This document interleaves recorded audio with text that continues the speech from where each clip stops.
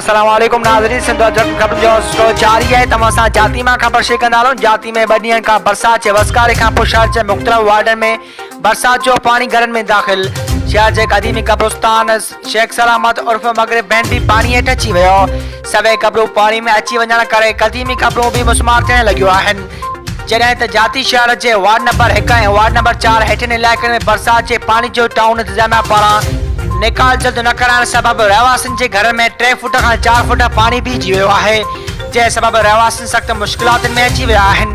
Town इंतज़ामिया चए नाअहली सबबि रहवासियुनि पारां इतला ॾियण बावजूदि घर मां पानी निकाल न थी सघियो। बीमारी फैलजण जो ख़दशो वधी वियो आहे। शहर हुकूमत सिंध ऐं ज़िले इंतज़ामिया खां मुतालबो कयो आहे त घरनि समेत क़दीमी कब्रिस्तान मां बरसात जो पानी निकाल करण लाइ जल्द जोॻिया क़दम खयां वञनि। ॿी सूरत में मच्छरनि जो इज़ाफ़ो वधी वेंदो ऐं मुख़्तलिफ़ बीमारियूं अची मुंहुं कढंदियूं। वधीक ख़बरूं ॾिसण लाइ विज़िट कंदा असांजी वेबसाइट www.sindhajratnews.com।